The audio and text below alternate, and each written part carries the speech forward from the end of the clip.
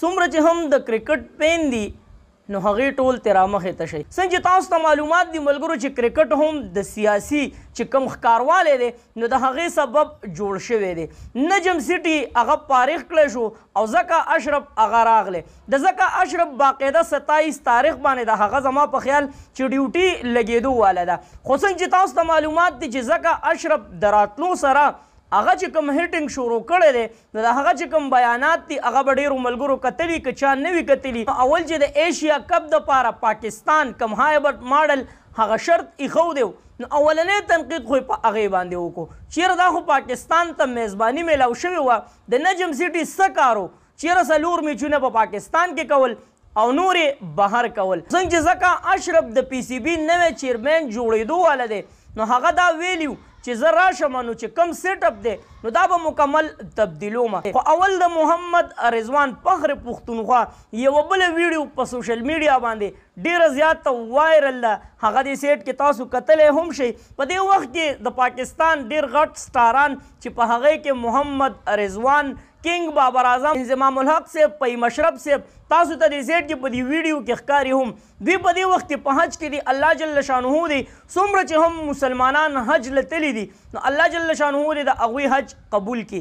خو د محمد رضوان چې هغه لګیا دی او صفائی کوي د کوم ځای په کوم ځای باندې چې د حضور مبارک صلی الله علیه و آله وسلم دغه مبارک قدمونه لګېدلي دي.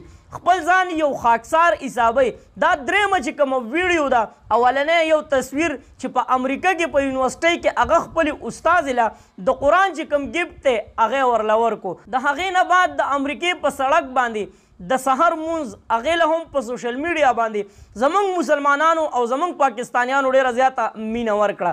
په هغه ویډیو باندې تنقید هم په محمد رضوان باندې شوی و چیرې دا دکاوه کوي. خو هغه غریب د څه نه څه خبر و د لرې نه یا چا تصویر ایستی و یا دې ویډیو شوې وه او دا یې بله ویډیو راغله ملګرو چې لګیا دی او دغه د صفایۍ چې کوم خدمت دی نو هغې شروع کړی دی او دا د هر چا په نصیب کې هم نه. په هره ویډیو کې درته موږ وایو چې الله جل شانه هغه انسان ځان ته رانږدې کوي چې چاته الله جل شانه نږدې وي.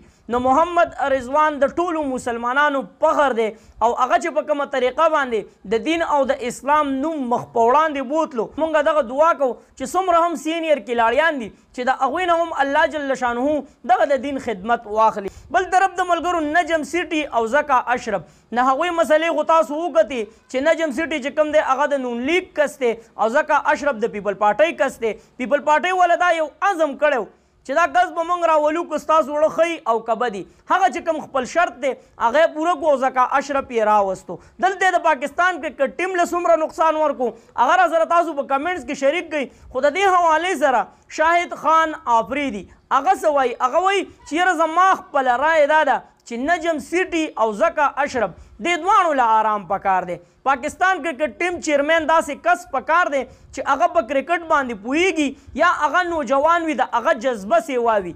دغه ملګرو چې کوم اپډیټ دي تاسو سره مې شریک کړه. ډېر زیات ملګري ګیله کوي نوید به په کرکټ باندې ویډیو نه کوي نو ویډیو اکثر ډېرې زیاتې شي خو چې کله هم اهم ترین خبر وي هغه بس تاسو سره موږ لازمي شریک کوو. ویډیو د ټولو ملګرو سره شیر کړئ. چېرته مې الله خاد آباد او خوشحاله ساته.